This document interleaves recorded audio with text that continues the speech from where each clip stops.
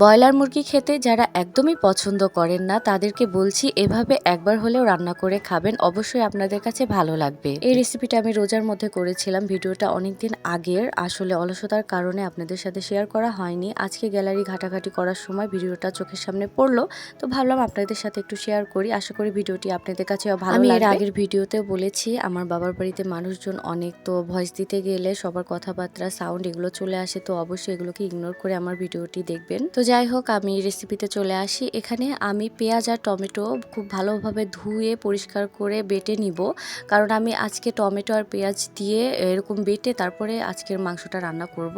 তো ফার্স্টে আমি টমেটো আর পেঁয়াজটা খুব ভালোভাবে বেটে এরকম একটা পাত্রে তুলে নিয়ে তারপরে চুলায় একটা কড়াই দিয়ে ভালোভাবে গরম করে পরিমাণ মতো তেল দিয়ে আগে থেকে কেটে ধুয়ে পরিষ্কার করে রাখা মুরগির মাংস সেটা দিয়ে হালকা একটু লবণ দিয়ে মুরগির মাংসটা একটু হালকা ভেজে নিয়ে তারপর আমি কেটে রাখা আলু দিয়ে খুব ভালোভাবে মাংস আর আলুটা খুব ভালোভাবে ভেজে নিতে হবে। আর আমি সবসময় ব্রয়লার মুরগিটা ভেজে নেই, ভেজে নিলে আমার কাছে খেতে ভালো লাগে, তাছাড়া কেমন যেন একটা গন্ধ লাগে।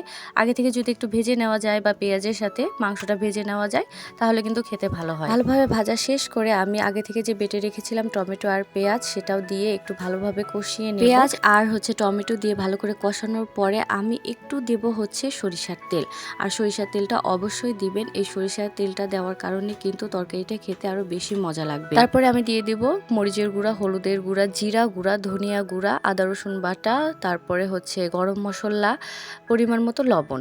লবণটা এখন অল্পই দিব, কারণ এর আগে আমি মাংস ভাজার সময় লবণ দিয়েছিলাম, এই জন্য এখন পরিমাণে অল্প একটু দিয়েছি।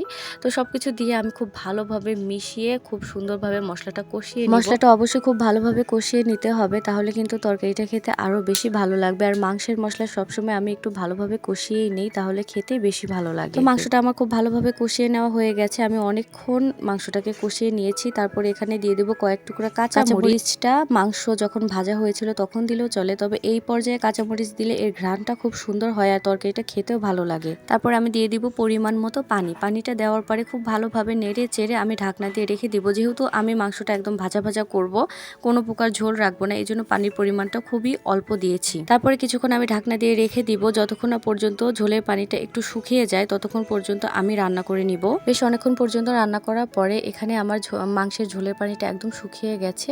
তো এই পর্যায়ে আমি দিয়ে দিব আগে থেকে যে গুঁড়ো করে রেখেছিলাম গরম মশলা, জিরা গুঁড়ো, সেটাই দিয়ে দিব। গরম মশলা আর জিরা গুঁড়োটা দিয়ে আমি খুব ভালোভাবে নেড়ে চেড়ে মশলাটা মাংসের সাথে মিশিয়ে দিয়ে ঢাকনা দিয়ে রেখে দিব। আর ততক্ষণ পর্যন্ত রান্না করব যতক্ষণ পর্যন্ত না একদম ঝোলের পানিটা শুকিয়ে না যায়, কারণ যেহেতু আমি একটু ঝোল রাখবো না এই জন্য একদম ঝোলের পানিটা শুকানো পর্যন্ত রান্না করতে হবে, তাতে কিন্তু রান্না একদম কমপ্লিট হয়ে যাবে। তো এখানে আমার রান্নাটা একদম হয়ে গেছে, তো দেখতে পাচ্ছেন এখানে কিন্তু একটু ঝোলের পানি নাই, আমি একদম মাংসটা ভুনা ভুনা করে নিয়েছি। আর যারা আপনারা ব্রয়লার মুরগির মাংস খেতে পারেন না তারা এভাবে একবার হলে রান্না করে খেয়ে দেখবেন, অবশ্যই কিন্তু আপনাদের কাছে ভালো লাগবে। তো আজকের ভিডিওটা এ পর্যন্তই। আমার ভিডিও এবং আমার রান্না আপনাদের কাছে কেমন লাগলো অবশ্যই কিন্তু আমাকে কমেন্ট করে জানাবেন। আমার ভিডিও এবং আমার রান্না যদি আপনাদের কাছে ভালো লেগে থাকে অবশ্যই লাইক, কমেন্ট, শেয়ার দিয়ে আমার পাশে থাকবেন। তো কথা হবে নেক্সট কোনো ভিডিওতে, ততক্ষণ পর্যন্ত সবাই ভালো থাকবেন, সুস্থ থাকবেন। আল্লাহ হাফেজ।